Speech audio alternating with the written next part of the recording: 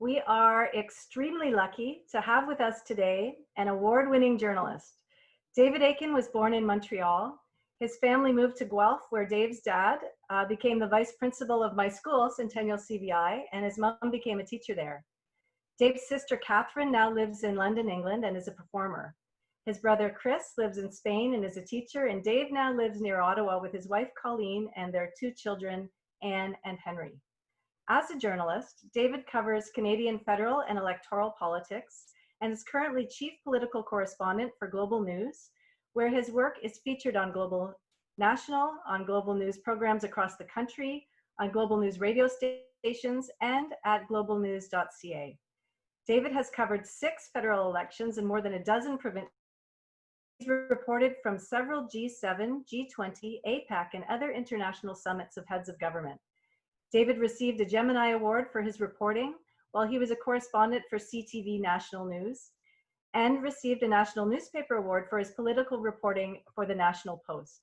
David has long been one of Canada's journalism pioneers when it comes to exploring ways to use digital media and computer-assisted tools for news gathering and publishing. David studied history at the University of Guelph, and that's where we first met when I directed David in a play, and he was excellent. And I've been honored to call him my friend ever since. Welcome, David. Thank you so much for joining us. Thank you very much, Carolyn. Good to see everybody. Hello, and I'm so pleased to see you. Look at the digital turnout here. Well done, organizers. David, can you tell us what life has been like for you these days as a journalist during the COVID-19 crisis? Yeah, so maybe some folks online just heard, I have spent most of this since about the middle of March reporting on federal politics from a studio that I have built in my basement, essentially. And there's been no shortage of news. We've actually been, as a news organization, we have been way busier than we were, say, in the prior 2 months. And that's because if you just think of your own news consumption habits, people are very interested in the news right now. They want information. They want news about the virus. They want news about government support programs. People are hungry for news. So we're busier than ever trying to find information and report on it. And so my day has been, very often, get up at 5:30 and I'm on somebody's newscast by 7:30 in markets across the country. You probably noticed the Prime Minister has been doing news conferences most days around mid-morning. Premiers, then there's a rolling cycle of premiers doing press conferences, Doug Ford at 1 o'clock, Francois Legault at 2 o'clock, and so on. Then there's public health officials that are giving news conferences. So there's just, there's lots of news, but it's weird because, as I say, I'm pretty much in my basement or I'm doing interviews via new digital tools, FaceTime, Skype, Zoom, you name it. I've been downtown, trying to think, about 3 or 4 times. When I say downtown, I live in the suburbs. So I've been downtown here in my bureau. I'm on Parliament Hill right now about 4 times. So most newsrooms are operating that way, CBC or the Globe and Mail, the Toronto Star, in which there's usually a skeleton crew on the Hill. For our business, obviously, you have to have camera people that are going to these press conferences, and we have a whole protocol around pools and this camera guy will do that work and this camera guy will do that. So it's a skeleton crew in Parliament Hill, and reporters by and large are working out of their home office. And one thing I got to say, I never realized how much I missed being in a scrum yelling at politicians, but I actually find I miss hollering at politicians. And I'm told by some politicians they miss being yelled at by me. So there you go. So David, when you worked at CTV, you won a Gemini Award. Can you tell us about that and what was it for? Sure. So at CTV, I was working in Toronto. I was working out of Toronto for CTV, the national news. I was a business and technology correspondent, so mostly doing business stories. And one day we learned that the CIBC had been sending very confidential, private RRSP information, SIN numbers, names, everything, to a junkyard owner in West Virginia. They've been faxing it down there. And as I went down and talked to this guy in West Virginia, it turned out that the CIBC headquarters had told all the branches, when you get a new RSP customer, there's transfers to an RSP, fax the details into this head office fax number. And they'd given everyone the wrong fax number. And even worse, when the junkyard owner in West Virginia, a real character for television, his name was Wade the bank because the fax number that he's getting, it's tying up his fax machine, and he's got an online NASCAR merchandise business that is going bankrupt because the CIBC is talking up his fax machine. So the CIBC is like, oh, you can't possibly believe that's true. We don't believe we're making this mistake. And so when we got down, he had sheafs of people's personal confidential RSP information. I mean, you name it.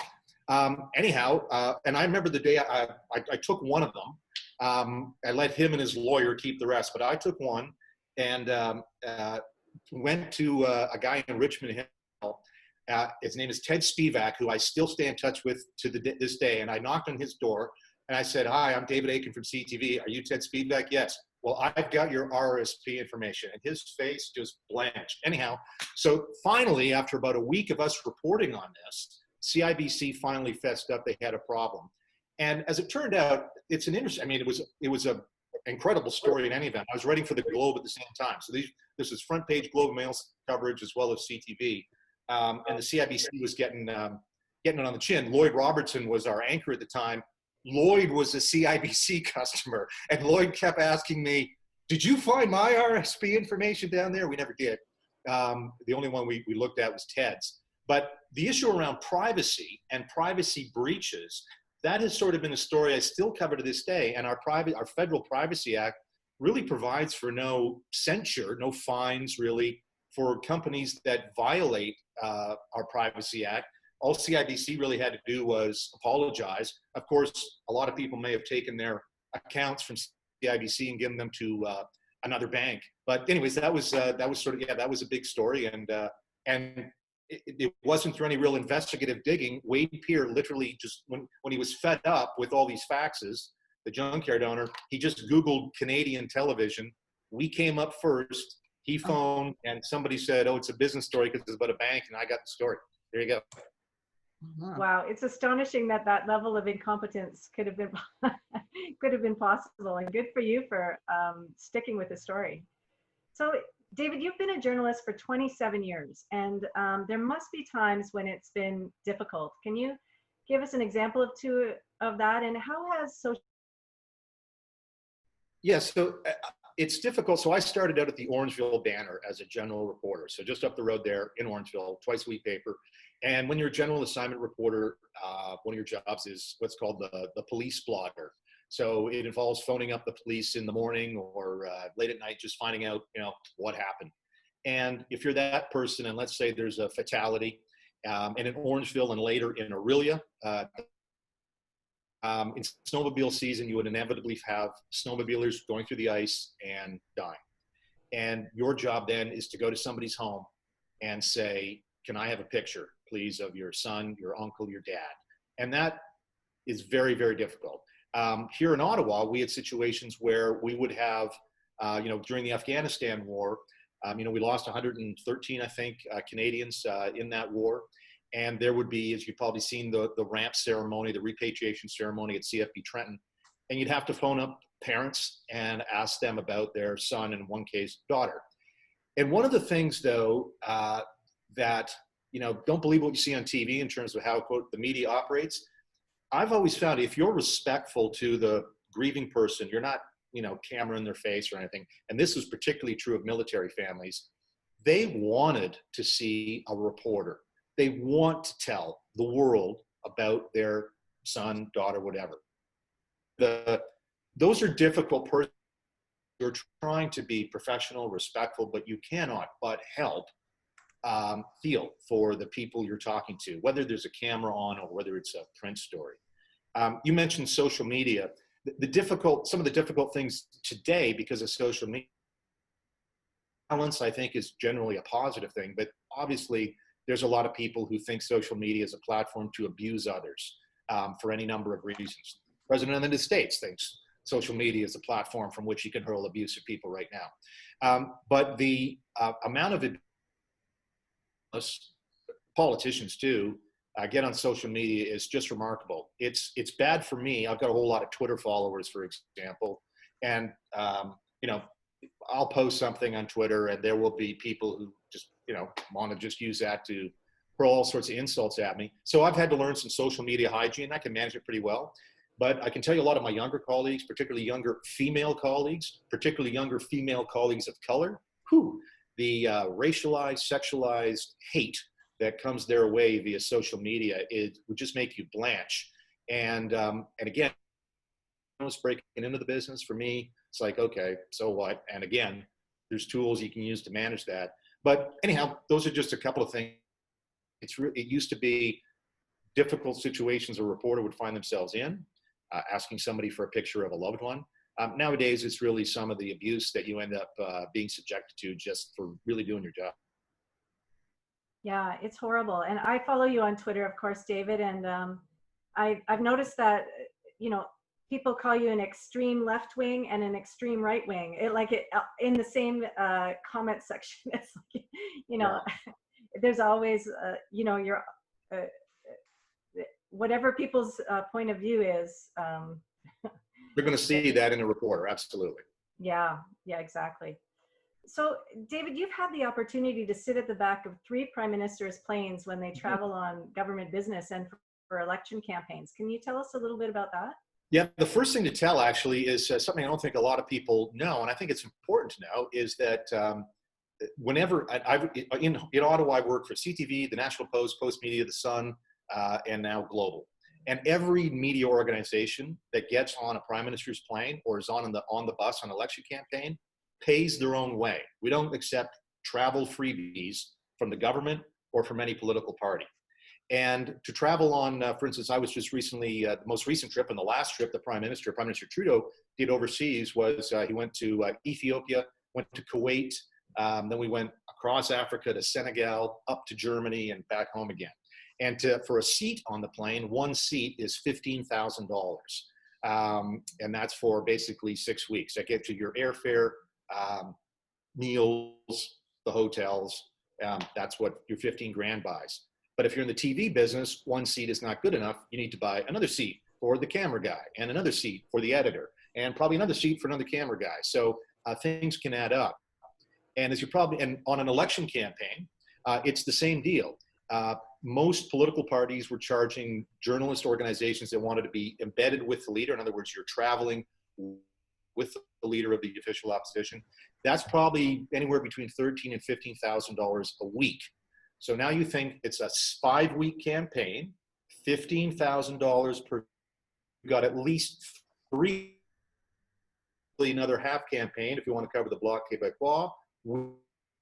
Elizabeth May for a couple of weeks. We thought it was important to be. So $15,000 per seat times 4 campaigns times 5 weeks. Now, you've probably heard that the media is in a bit of trouble in Canada. Mostly it's the print media. The print media to travel with the Prime Minister or on an election campaign for 2 elections now, almost 3. So that means that, for example, on that trip to Africa, journalists that accompanied him that could afford to go were from Global, CTV, CBC, CBC French, and there was a Canadian press cooperative, the pool that represents all pool reporters. Now, why is this important? This is important because as a broadcast reporter, I have to really tell my story through pictures. Then I have to talk about a story about our Prime Minister in Africa. But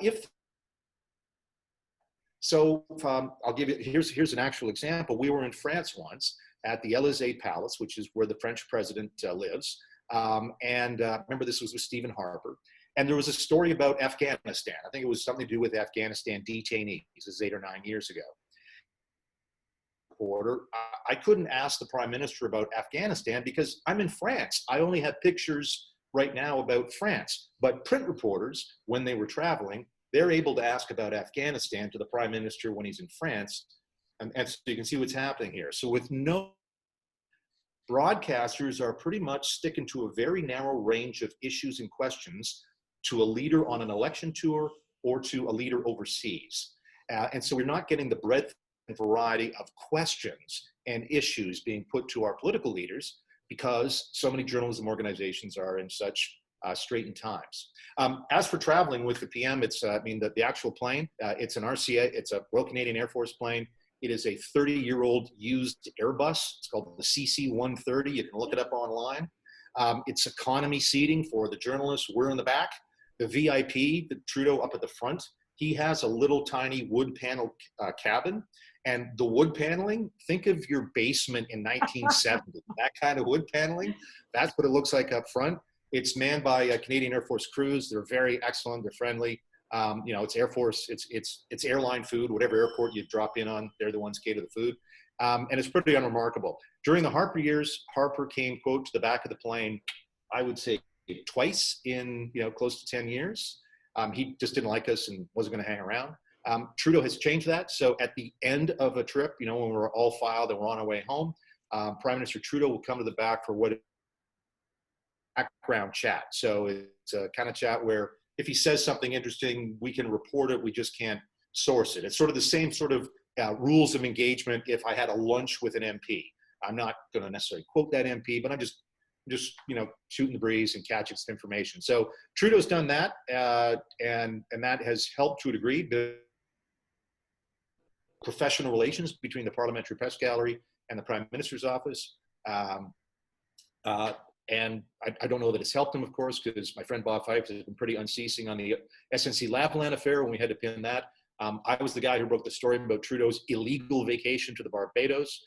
That's the story I won the National Newspaper Award for. So there's been no other prime minister in our history who's been found to have broken a federal law while in office. Trudeau's the only one. Many others may have broken a federal law, I don't know, but never have been found to. So Trudeau's the only one, and I'm the guy that sort of broke that story, but yet he still talks to me. So there you go. Well, it's deeply concerning that it costs so much for journalists to travel with the Prime Minister, and that we're missing out on important stories. That affects all of us. Even worse on the French language. Think about that, because I just ran through the reporters that travel. One French language reporter is traveling with the Prime Minister. No one from La Presse, no one from any of the Québécois papers in Quebec, Le Journal, etc. No one from any New Brunswick paper. So it's, I mean, yes, it's a narrow range of issues, and it's almost all English. And that sometimes is a tension within the press gallery, is that the single French reporter will say, can I get more questions because I'm the only French reporter? And we say, well, we paid the same as you, buddy. So, you know, sorry about that. My audience speaks English, and I'm asking English. So that's another issue for coverage of our Prime Minister. It's very often English only. Wow. So was there a light bulb moment early in your career when you knew that you wanted to pursue journalism as your full-time career? There was indeed, Carol, and it's kind of a funny story. So I was at the University of Guelph, and I was studying history. I wanted to be a history professor, and I was having such a good time. I was a DJ at the Bull Ring. Those of you who remember the Bull Ring when it was going concern there. I was having a lot of fun doing that, and I was the editor-in-chief of the student paper, involved in student government a little bit, sort of semi-paying attention to my studies. Anyhow, I needed a job to save up more money to go back to school.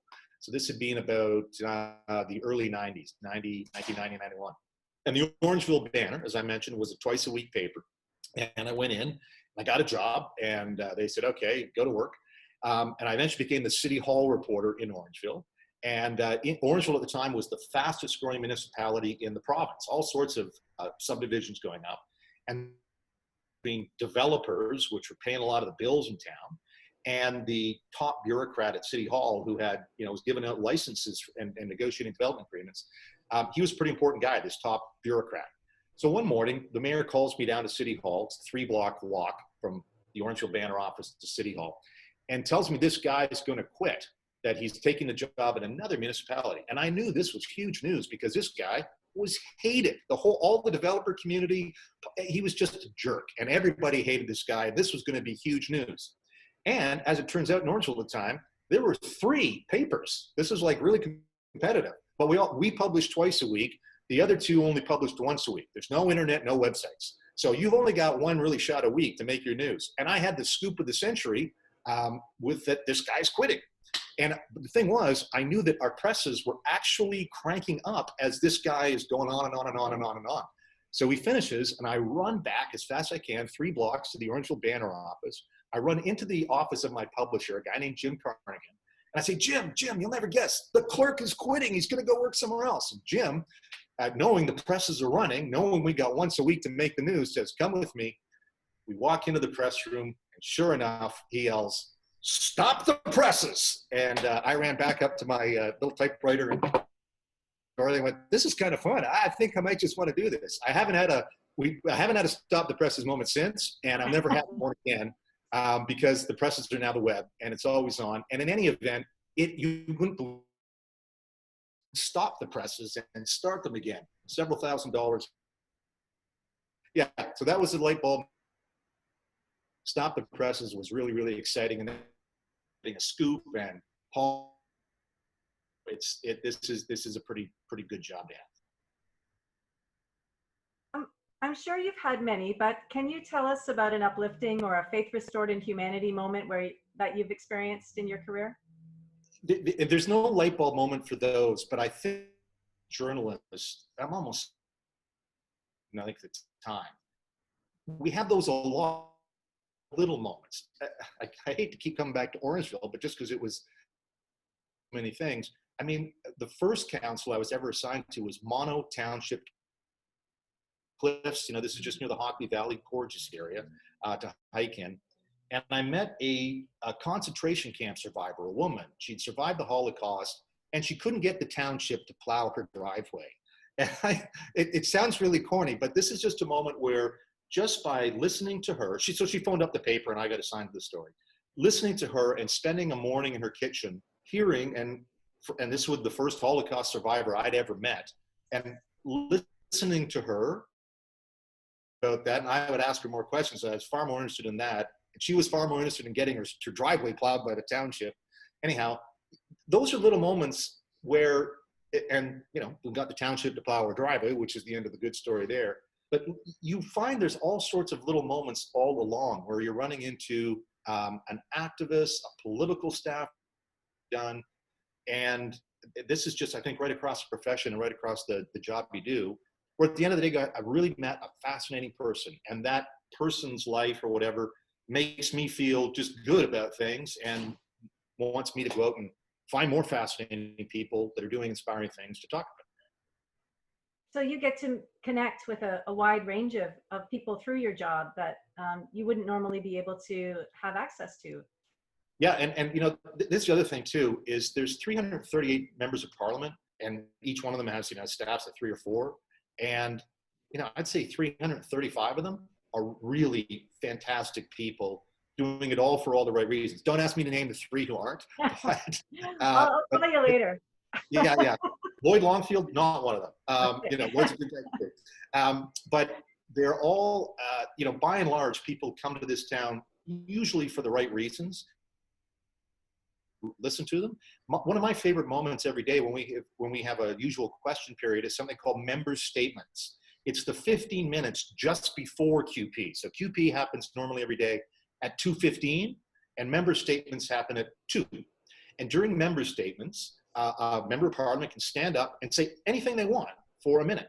And a lot of the times, those members of parliament stand up, and Lloyd has done this on more than one occasion, to recognize a notable person, a notable group back in their riding. So you will hear an MP read a story in a minute about a fabulous and anniversary, somebody turned 110, whatever. I love listening to those things. It's 15 minutes a day, normally doesn't make news, sometimes there's news, but it's just like, this is the feel-good part of Parliament, where everybody just stands up and talks about hometown for 15 minutes. It's great. So you touched on this already a little bit, but what are your thoughts on the challenges for print media and local media at the moment? Right. So, I mentioned the cost of doing business, and I'm a Guelph guy, and I had bylines in the Guelph Mercury back when it was owned by Thompson, and I was working in Orangeville. And I'm sure, like you, it just killed me to see the Mercury die. And at the time that it died at the hands of Torstar, its editor was a guy named Phil Andrews, and Phil and I met in Thunder Bay. We both worked at the newspaper, the Thunder Bay Chronicle Journal. Phil, I think he's working for the Ontario government, and we've talked about this. How on earth a city of 110,000, whatever Guelph is now, can't support a newspaper? It's just mind-boggling. And right about the same time, the Nanaimo Daily News, Nanaimo, BC, also a city of about Guelph size, maybe a little bit smaller, with a paper as old as the Mercury, it too got killed. It died, and it's just shocking. The first daily I worked for, the Aurelia Packet Times, Stephen Leacock's paper, it too is dead. The easy answer, well, there is an easy answer for the loss of these papers, is because as commercial operations, they were sustained by classified advertising. Carolyn, you and I are roughly the same age growing up. You know, look at the back of the Merc. There was like just 5-6 pages of classified ads. That was what paid the bills. And when Kijiji showed up, or Craigslist, online, much more, whatever, that was it for the online, that was it for the classified business. And that is the end of newspapers. And newspapers just really have not been able to recover from that. The strange thing is, I'm sure in Guelph, as in everywhere else, that's not to say that people who used to read the Mercury have suddenly said, I'm not interested in news. I'm not interested in local news. Of course people are. And so there's still the desire out there for information, for context, for analysis, accountability journalism at City Hall or wherever. That hunger is still there. And we are seeing people try to be creative about finding the resources to be able to pay a mortgage and still carry on as a professional journalist. I know there's some online sort of replacements in Guelph. I can tell you that our company, Chorus, is our owner of Global News, and Seajoy is a global news station, a Chorus station. And when the Merc shut down, and when I think the Barrie Examiner reduced things, in some Ontario markets where the print media or the legacy media seems to have withdrawn, Chorus has seen a bit of an opportunity, and I know we hired more editorial bodies in Guelph, in Barrie, in Kingston, and Peterborough. It's not going to be a replacement for the Mercury, but we do have at least a couple more people that we think, we know there's this demand for news, and let's try and fill it. And of course now, Seajoy's got its own website where there's news, as well, of course, the traditional news on the top of the hour, that sort of thing. So the landscape has really changed, and really it's been tough for smaller cities and smaller towns to have a media that they had, say, 25 years ago. And now, of course, it's getting even tougher for the Toronto Stars of the world, the Calgary Heralds of the world, even the Vancouver Suns. Big city newspapers are really having a tough time of it as well. And nowadays, it's more and more online. Broadcasters are still doing all right. And of course, don't forget, the CBC does get $1.3 billion a year from the federal government. And, if I can editorialize for just a second, hold on, I got my phone going off. It might be important, David. There's your big I saw it wasn't that important. Hold on. So CBC does get $1.3 billion from the government to fund its activities. That's a lot of money. That's more than every single regional economic development agency combined. That's what the CBC gets. And yet here in Ottawa, we have a parliamentary press gallery that has 330 members, roughly, and 1/3 work for the CBC in one shape, way, or form. They're all excellent journalists, and I wish them well. But do we need to have 115 journalists from CBC here on Parliament Hill? Or maybe they should, perhaps, let's get them out to where we need some journalists, which is covering rural and northern Canada. I don't know if you know this, but I worked in Thunder Bay, and I have friends who work up in Thunder Bay at the CBC station. Kathy Alex, who was my valedictorian when I graduated from John F. Ross, is a CBC radio host up there in Thunder Bay. He decided, for whatever reason, despite all this money it gets from the government, it dropped its afternoon radio show from Thunder Bay, and that now comes out of Sudbury. So that's kind of listeners listening to their drive home coming from Windsor. I don't know if anybody's done the route from Sudbury to Thunder Bay, but it's 10 hours, and it's ridiculous that people in Thunder Bay and Northwestern Ontario are listening to a Sudbury host talk about Sudbury issues. Doesn't make any sense to me. And so that's just maybe as we have, and CBC right now is going through a mandate review, and that mandate review does involve its relationship to the whole news and media ecosystem in Canada. And I hope that people do suggest, let's take a look at how CBC allocates its editorial resources, and do they need to have a TV show in Toronto? We got lots of TV shows in Toronto. How about restoring that Thunder Bay radio show, or more resources in? Why not put a bureau in Guelph? Put a bureau in London? Those sorts of things might maybe make a little more sense. Bureau in Kitchener. So I'm going to turn it over very soon to your audience here, but I have one more question for you. I just want to know what has changed over the last 27 years in the business? The velocity. So there's always a deadline, but now there's a deadline. Well, now there's no such thing as a deadline. I always find it very sort of quaint. Those of you who may be in the public relations or communications business, you'll get a call from a reporter and they'll say, what's your deadline? When do you need this information by? And it's like, well, I'm already tweeting about it. I'm just, anytime you want to catch up with the news, let me know. That's the deadline. So the big thing right now is the velocity, in that we want something on the web right now. Google rewards a news organization for being first with information about a topic. It doesn't mean it's first with a breaking scoop. You know, you want to be right, of course, but let's use the Prime Minister's daily address. So, you know, yesterday, I think was it yesterday? That checks to seniors will be going out in July. So we want to immediately just have a one-paragraph story. Prime Minister Justin Trudeau said checks for seniors going out in July.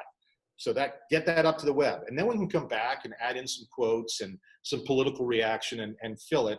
But we got to get it up online fast. So again, velocity is the thing that has just changed the most in the last 27 years. But otherwise, the basic, you know, rules of engagement, the way, you know, you're supposed to treat sources, you know, verify information, that nothing's changed there. And I don't think it should. That still remains the rule of the game. Now, I don't know if you've had a chance to look at some of the chat comments, but Tim Mao says, you'll always be DJ Dave to me. Hey, Tim. Right on. And I think some hoops, I hope he is. Tim, why don't you unmute yourself? Tim, say hi to Dave. Hi, Dave. How are you? Thanks for coming. Tim, how are you? No, I hung up the basketball shoes a while ago. And you're teaching at the poli-sci department, you're not? Is that where you're at? I am, yes, yeah. Yeah, very cool. Trying to figure out how we're going to teach online in September. Yeah, my daughter just started at the University of Ottawa, and she just finished her first year, and she's sort of one of those who's thinking, well, if you're not going to let me come to school, I'll just take the year off, because if I'm going to pay for it, I want to get the full experience. You may be hearing that from some of your students. I'm not sure, but it's going to be. Well, I don't know. Like I think that's going to be a pretty widespread. And I don't know how many students are actually going to register at the university come September. So we'll see. We'll see what happens. But nobody really knows, right? And until students start registering for courses and sending checks in, universities are planning to go ahead full steam. But I suspect it's going to be a very they're only going to have 1,000 students in residence now. So, wow.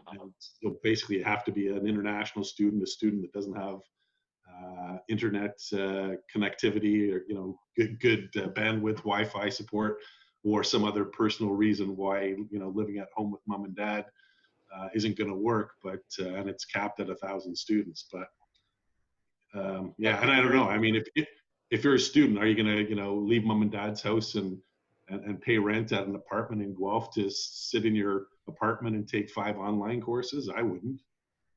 Yeah, and my daughter's still living at home, and she's not prepared to sign up. She's a science student, so they're trying to have a way to come to the school for labs, but and she's second year too, right? So you're still in lecture halls where you've got 100, 200 people, right. So you might as well do those online.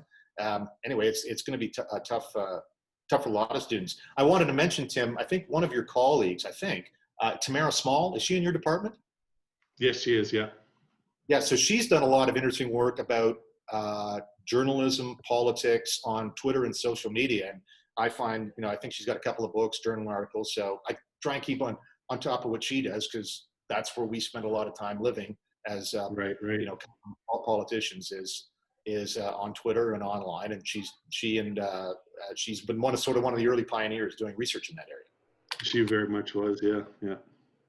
So hands up, I'm going to scroll through and just put your hand up if you have a question. Oh, I see Steve Ellis has his hand up. Go ahead and unmute yourself, Steve. Hi, David.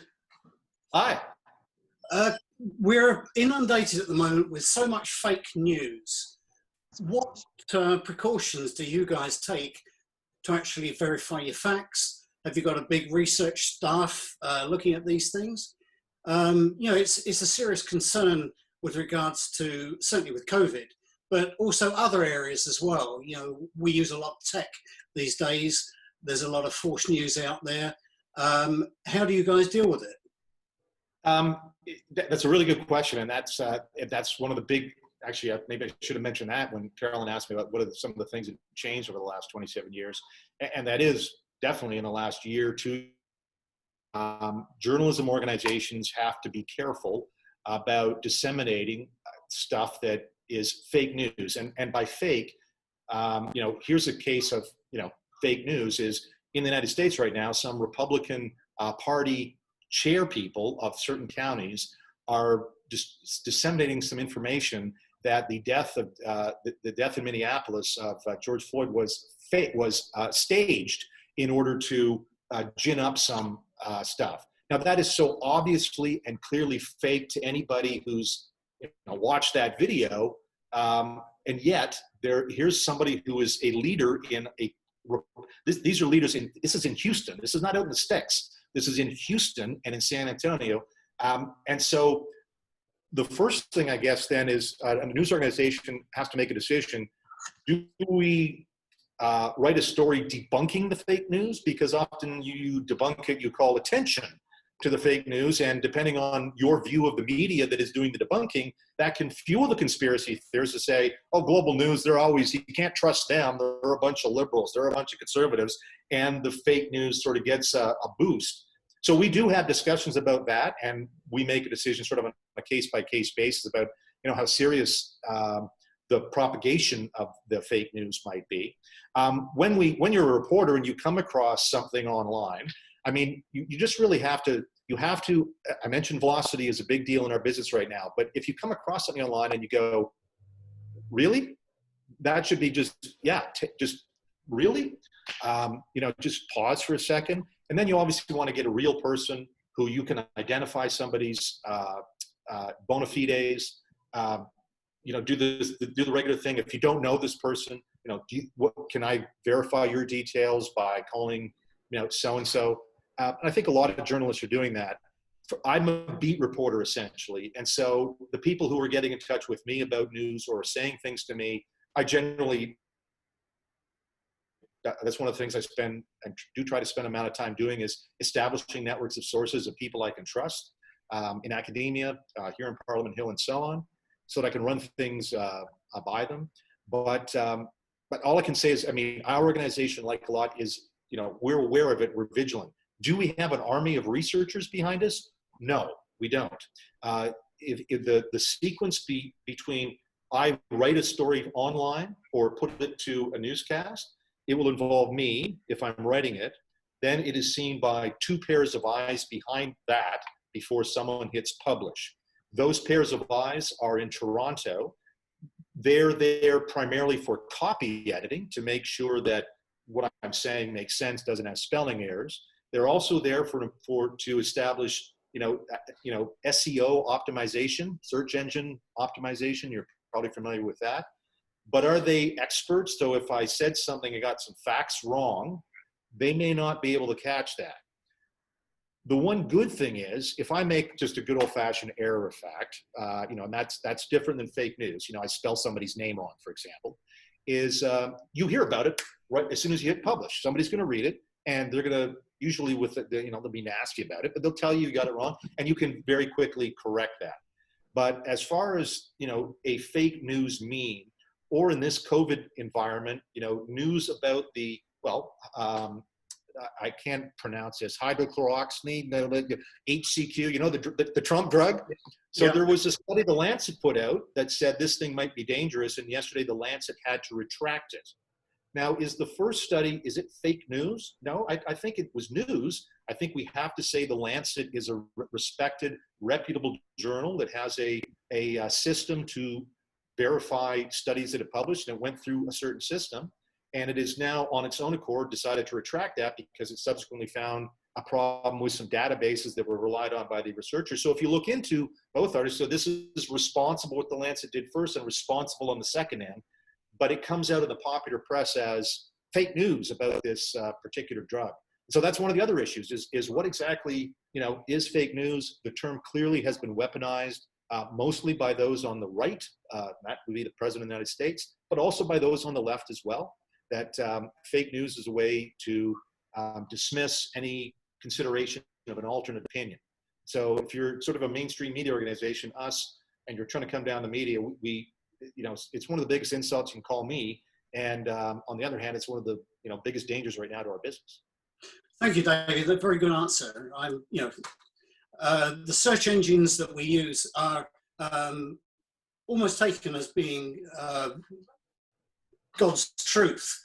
I think people have to just be a bit more discerning in what they're actually picking up as being good quality news, especially from Fox.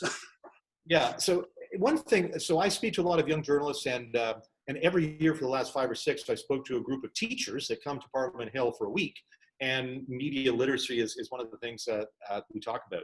And one of the things I always encourage anybody who wants to be a little more media literate is you probably go to the same news sites all the time, and because it's the ones you feel they make sense to me. So I read the National Post all the time. Well, go read the Toronto Star a few times. I read the Toronto Star only. Well, go read the Toronto Sun.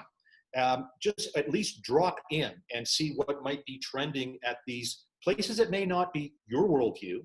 They might make you uncomfortable. And I say that because think of the way we used to consume media. We'd start at the beginning of a newscast that was 22 minutes, and we'd watch the whole thing. And we'd see stuff that would upset us, that would disturb our worldview, that would get us angry, that would get us happy. But online, everybody's website, ours included, uses cookies. And we use cookies because if we know that you like stories about cars that are painted red, every time you come to my website, I'm going to put a story there about a car painted red. And you're never going to see a story about the cars painted blue, because I know you don't like cars painted blue. But you should still seek out what's going on in the news about cars painted blue. You see what I'm saying here? And I think that is something you've got to do. I do this as a journalist. Seek out the people who are going to upset you to at least find out what they're discussing. And yes, that means I pay attention to Fox News as much as I do to CBC, because I need to know what the heck is going on and the other guys can't. Thanks, David. I'm sure there's some more questions out there which are going to be absolutely fascinating. Put your hand up if you have a question for David. Scrolling through. And hello to Ann M. Say hi to Sandy. I follow. He was on Facebook. I don't know if I've seen him on Liz and Anne. So Liz, go ahead. Hi there, Liz Sandals, David. Hi, Liz. How are you? Good to see you. Anyway, actually, my favorite velocity story is one day I was standing in a scrum at Queen's Park, and people start tweeting before you've even finished the scrum. And all of a sudden, in the middle of the scrum, all the other reporters stopped looking at me and looked at a Globe reporter and looked at him and said, "That's not what she said," because he tweeted out an interpretation of what I said, which the others knew was wrong. Anyway, talk about velocity. The question I was going to ask you, and it goes back related to, but with Trump, it's not just fake news, it's that the person that you're covering is lying.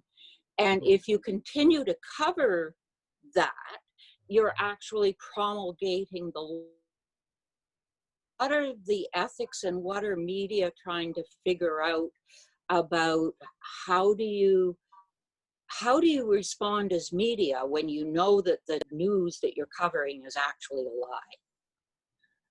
You called it a lie. I mean, that's really, I have no hesitation in, if somebody is stating something that is just out and out not true. For example, a smaller one, here in Canada a couple of years ago, you may remember that Parliament was debating a motion, M103, that essentially would have had Parliament vote to denounce Islamophobia and other hate. It was a motion, that was it. But parliamentarians on the right, conservative parliamentarians, then ginned up this idea that M103 actually was a law. Those who know parliamentary, whatever, this is a motion. And it's going to bring in Sharia law across the country. And I found this reprehensible that parliamentarians, among all others, should know certainly better. And I got no problem about using my pulpit. I'm I'm a veteran journalist, which means I'm old, which means I have a little license to say some of these things. But it must have been tougher for younger journalists who are just starting out. Do you want to be calling, your first couple of years in the job, do you want to call a MP a liar when that is clearly the absolute term that should be used? So it's a little bit tough, but I think it should be called out. There's no question. The other thing too, that Trump is just, and I've got colleagues who are trying to cover that White House, and it's very difficult for any number of reasons. But we had something sort of similar in this sense when Stephen Harper was prime minister. And Harper didn't like us, and Harper wanted to redraw the rules for how he was at the Parliamentary Press Gallery. And the Parliamentary Press Gallery wanted to stand up and take issue and become an actor in this drama.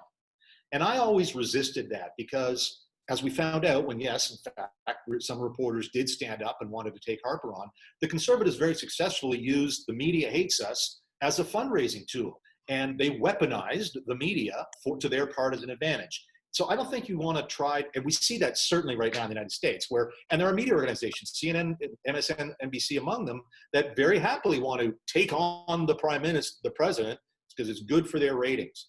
But when we coming back to the way I thought we should have approached Harper is remembering that, millions of Canadians voted for Stephen Harper.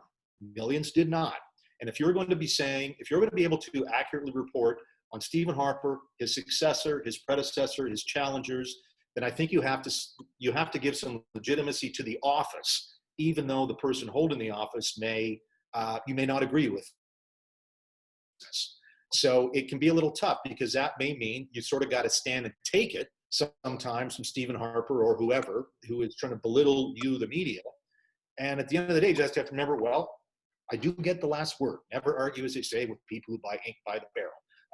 We will get to frame a story or not cover a story at the end of the day. But that said, it's in our business interest to remember that millions of. And here's the other thing, don't forget. I grew up in Guelph. Bill Davis was always the premier, Norm Jerry was always the mayor, and Pierre Trudeau was always the prime minister. That seemed the way it was. And so you get a certain worldview growing up in a place like Guelph. It might be a small L liberal worldview. I'll use that. But I work for an organization where the bulk of our audience is in Western Canada. And if you're in Lethbridge or you're in Lloydminster, there's a very different worldview than if you grew up in Guelph. And I need to remember that every day and respect that worldview and respect the people who've been sent here by the people who live in Lloydminster and the Battlefords, et cetera. And in doing that, you do have to sort of account for some politicians, say like Stephen Harper, who feel a certain way about the media. Trump, as I say, that's a whole different thing. Because there was a discussion on the White House press corps, do we even go to these Trump briefings anymore?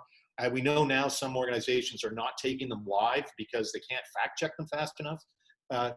We don't have that problem, as far as I know, in Canada, though we have had some issues around, political parties that want to demonize us. Doug Ford was like that for a little while with the Star, of course, the whole Ford family. Doug Ford now seems to be playing quite nicely with the media. It's quite a turnaround. Thanks, Joe. Anne McKay, go ahead. I just wanted to follow up and say, yep, Sandy says hello. And you said you followed him on Facebook? Didn't I follow him on Facebook yet? I'm sure I did. You probably did. He was probably turning out music and he says he's very like that. Yeah. So just another one of your fans. Cool. Right on. Good to see you. Thank you. You too. We have time for one more question. Anybody have a question? Hand up. I see Frito. Go ahead. You have to unmute yourself. Thank you. That was a really interesting, very detailed talk. My question is, have you faced any legal issues in your long career, given some of the things that you've discussed? Surprisingly, no. And I'm kind of, one time, again, it was the Orangeville Banner. I wrote a story about a developer, and the developer didn't like the story. It was completely true, accurate, et cetera, and he threatened to sue. And that sometimes happens, is someone will threaten to sue you for libel or slander or whatever. And that was, and I think the person filed a statement of claim, but then subsequently withdrew it. That's it. I'm trying to think. I've not been named in any suits or whatever over the years, and that I like to think is because most of the time I get the basics of the facts right. So nobody's had to take me to court. And I should point out, I do pride myself, and if I get a fact wrong, I am the first person that wants to know, and I want to put it in the paper or put it online to correct the record. So, no. Oh, Tim Mao raised his hand. Tim, do you have another question? Yeah, if I can, I don't know if it's enough time to get into it, Dave, but I follow you on Twitter a little bit, and I noticed you got into a bit of a heated debate the other day. I think you were referred to as a left-wing liberal hacker apologist, and I always find it interesting how right-wing politicians seem to think that there's this.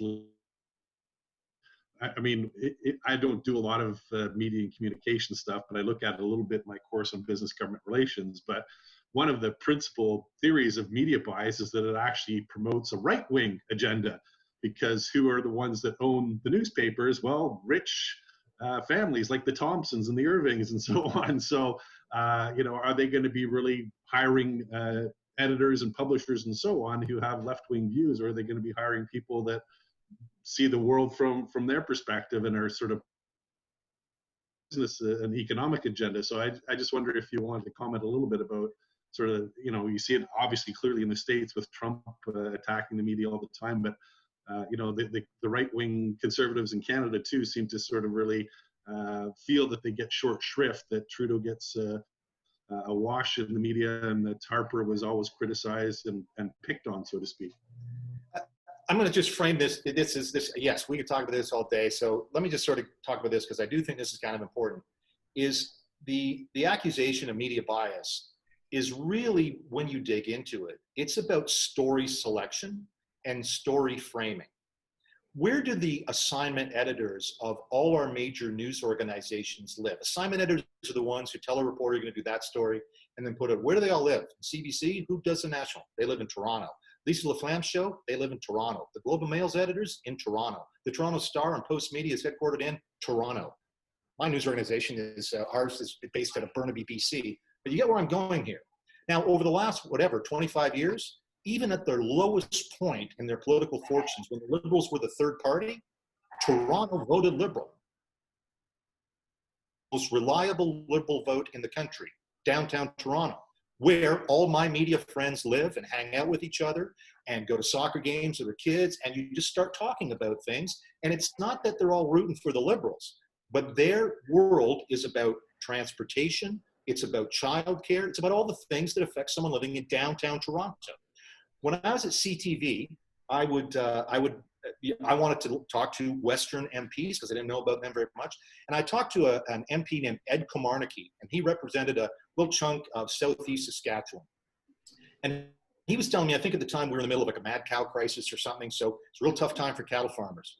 And he had a family in his riding, 4 generations they'd been on this farm, and they were going to have to sell it. And they're going to have to do it through a farm auction. And those of you who know, farm auctions in the West are a major deal. Like, people come from thousands of kilometers around. Other states, this is going to be 1,000 people at this guy's farm, and he's auctioning off his family's stuff from 4 generations. I said, this is going to be an incredible TV story. And as it turns out, if you looked at the data, we had lost at that time about 40,000 family farms over the last X number of years. So you've got a single story, the loss of a farm, that can tell a broader story. So I phoned up the CTV people who live in Toronto and said, we should send a camera down to Ed Komarnicki's riding and do this story. Nah, it's boring. The next week, a shift went down at a car plant in Oshawa. 1,000 people had to find another job. They didn't lose their homes. They didn't lose everything. Just had to go down the street and work in Toyota or work in Oakville at Ford. That led CTV's national news. So you see why people from the West who come here, they watch their national newscast, and they do not see their world reflected on their national newspapers and national newscasts. That's just one example I give you, but there's plenty. Everything from the, I'll tell you, crime right now. Crime in urban Canada, take a look at the stats. It's down. Crime in rural Canada, it is absolutely on the increase. Gang crime in small northern and rural communities is on the increase. And this is something conservative politicians who represent these places, they say, why are we talking more about crime? And the journalists assigned from Toronto go, crime's down. What are you, nuts? No, it isn't. Not in a lot of parts of Western Canada. So I just throw that back because, again, I represent an organization that has a big audience in the West, and I want to think about what people in the West primarily are. And I'm a guy from Guelph, and I got a Guelph bias, I guess. It's not a left or right bias, it's a Guelph bias. So that, I think, if you really dig or scratch behind accusations by conservative politicians who primarily are from the West, they're not from Toronto, why that is, I think, the root of the bias is story selection is made by people who live in Toronto for everybody. Well, I don't want to take advantage of your time, David, but everybody's... Do you have time for one more question? Sure, yeah. Okay, Carrie Johnson, go ahead. We'll make this our last question. Oh, Carrie, you have to unmute yourself there. This happens in the House of Commons all the time now too, right? Because we're meeting by Zoom, and the speaker is constantly saying to MPs, unmute yourself, unmute yourself. I'm just wondering, Dave, where'd you go for a haircut? What's that? Where'd you go for a haircut? I do my own. As it turns out, my wife for Christmas bought me like one of those, razor things for Christmas. Yeah. I'm normally just like a number 3 razor. That's all I need. It grows back still. I'm blessed. So yeah, it's just been me. That's it. Thank you. Yeah, it's no fair because we're all like dying for haircuts, and here you are looking all sharp. Thank you. Thank you so much for joining us, David. It was fantastic to have you, and token of our appreciation, we have inoculated 100 children against polio in your name. Oh, that is so cool. That is so cool. Thank you very much, Rotary Club of Guelph. I really appreciate it. You're absolutely welcome. So we just have a little bit of business at the end here. David, you're welcome to stay and listen, or you're welcome to go, whatever you feel you need to do. I have to go get protective geared up to be out in a crowd that I hope is peaceable like the country we live in. Let's protest away, but please do it peacefully. So I'll say goodbye and see you on the news, guys. All right, bye-bye. Thank you. Thanks.